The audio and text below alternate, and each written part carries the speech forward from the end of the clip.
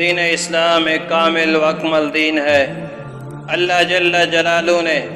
محمد عربی صلی اللہ علیہ وسلم کو اپنا آخری نبی بنا کر اپنی مقدس کتاب قرآن پاک آپ علیہ الصلاۃ والسلام پر نازل فرما کر اعلان کر دیا،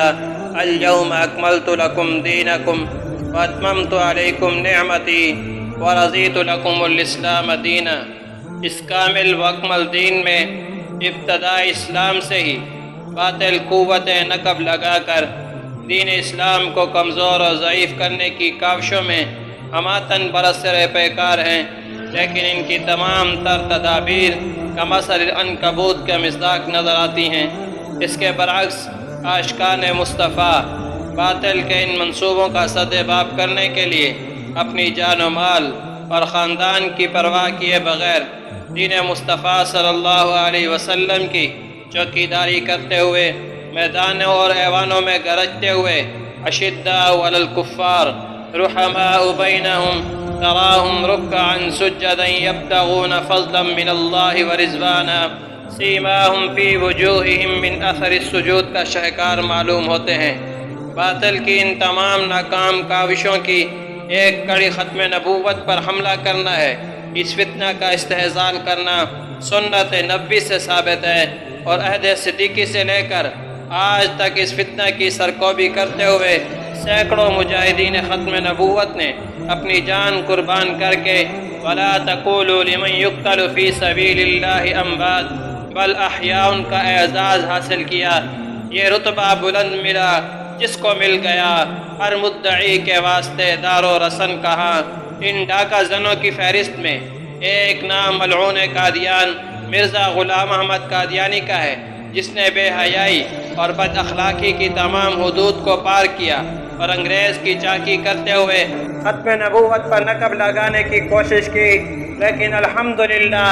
اللہ جل شانہ نے اس زمانے میں ایسے رجال پیدا کیے جنہوں نے انگریز کے خود کاشتہ پودے کی جڑیں کاٹنے کے ساتھ ساتھ انگریز کو ہندوستان چھوڑنے پر مجبور کیا، اور چمن مصطفیٰ کی آبیاری اپنے خون سے کی۔ وہ لوگ جنہوں نے خون دے کر اسلام کو رنگت بخشی ہے، دو چار سے دنیا واقف ہے،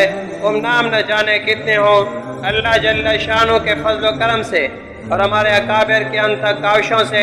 7 ستمبر 1974 کو اس ٹولے کو غیر مسلم اقلیت قرار دیا گیا، اور امت کو یہ پیغام دیا گیا، محمد عربی صلی اللہ علیہ وسلم اللہ کے آخری نبی اور رسول ہے۔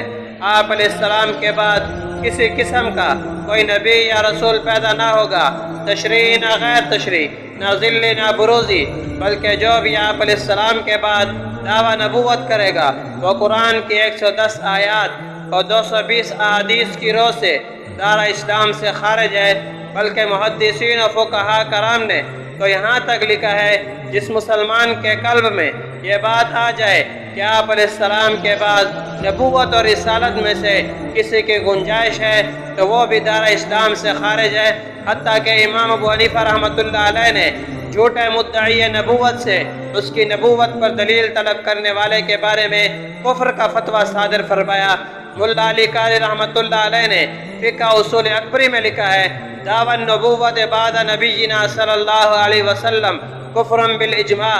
آپ علیہ السلام کے بعد نبوت کا دعویٰ کرنا یہ بالاجماع کفر ہے۔ ایسے آدمی کے متعلق قتل کا حکم خود حضور صلی اللہ علیہ وسلم کی سنت سے ثابت ہے، اور آپ علیہ السلام کے اس عمل کی اتباع و پیروی میں عہد صدیقی سے لے کر